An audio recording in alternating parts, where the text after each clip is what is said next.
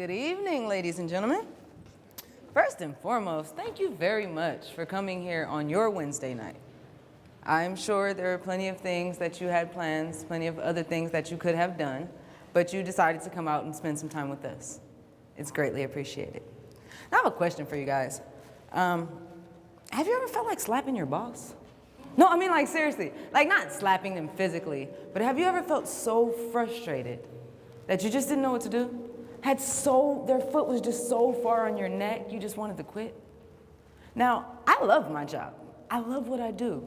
But today, I have one of those moments. And the reason why I stand before you still employed, happy to report,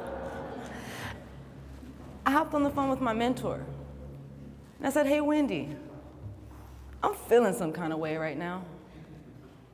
Dude, I love you. She says, Lala, I love you too. That's honestly all that I wanted to hear. I wanted somebody to tell me that they loved me.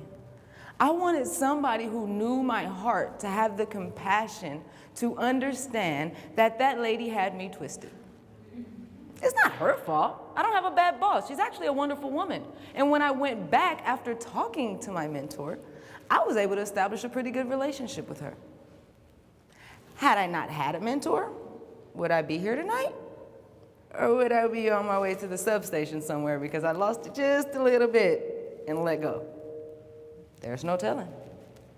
Now, when I tell you my story and I tell you my history, you might say, Tiffany, you were probably more likely to slap her than I was. But I'm not that person. I chose not to be that person. You see, I remember the day it started. It was kind of like the beginning of the end. It started with a phone call, and it ended with a phone call. There I was, 9 years old, at my grandmother's house, where I had been most of my life, feeling isolated, feeling segregated from my own flesh and blood, wondering why my brothers and sisters were only 2 parking lots away, but I couldn't be with them. I didn't understand it. I learned the word ostracized, and I ran with it. That's my situation. I've been ostracized. What is this? I didn't understand that I was being spared. Because when we got the phone call, and when my grandmother said, what? Social workers, where? I knew what she was talking about before she did. I got up, I ran 2 parking lots down, only to see my brothers and sisters jumping out of windows, scattering like roaches. Literally jumping out of windows. If I was 9, they were maybe 10, 11, 12. Another one 15 and another one 17. You see, I'm one of 7 children, born to a bipolar schizophrenic mother who was heavily drug addicted, and a drug dealing father who also had the personality and ability to sell cars on the side.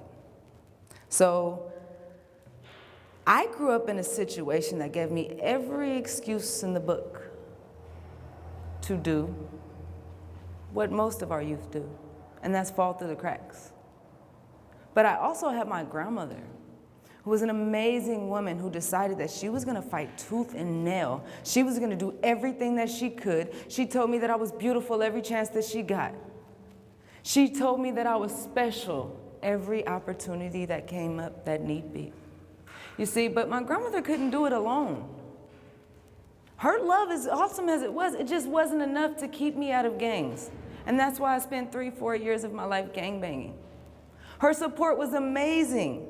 But when I felt like I wanted to die and I just didn't have it anymore, that was my decision that I had to make.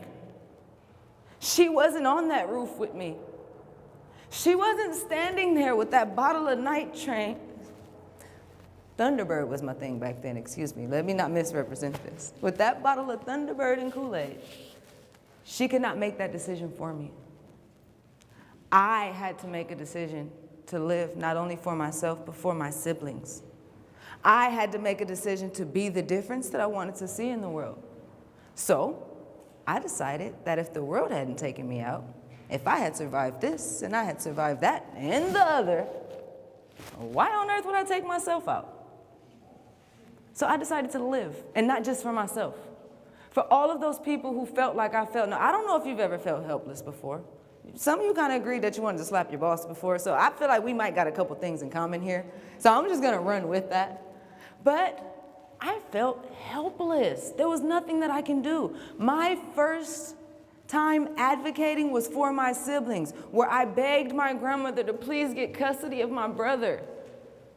I did not want him to fall through the cracks. I did not want them strangers touching on him. I did not want him in a foster home or a group home. And I begged her, please, Grandma, please. And she said, no, I'm so old and I'm so tired. I can't.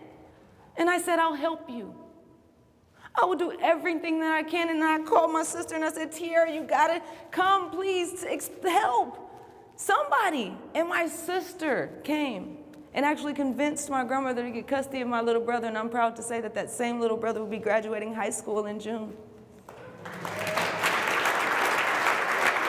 Not only that, I am currently employed as a peer advocate at the Coalition for Responsible Community Development, CRCD in South LA.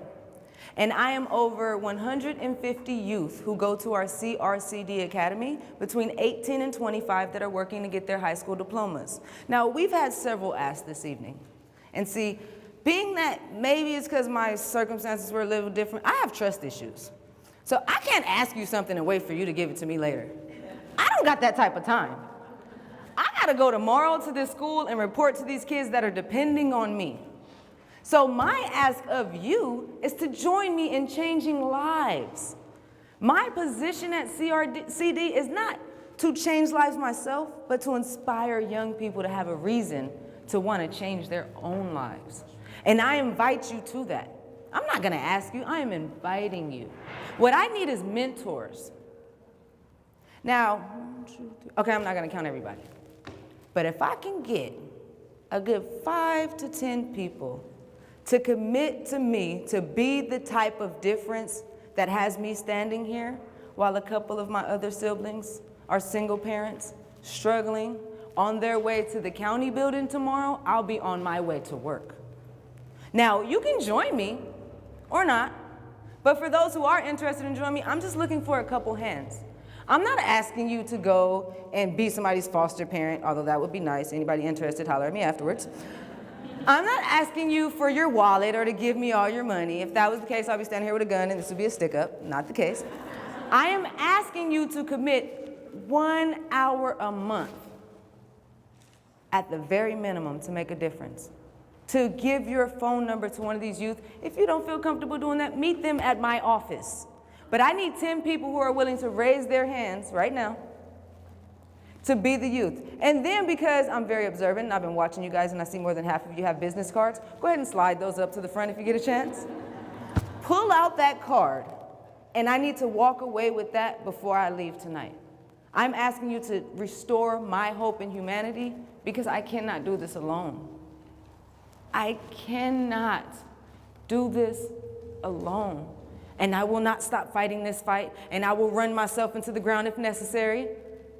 But I should not have to, because I'm surrounded by like-minded people who decided that their Wednesday night was worth being here.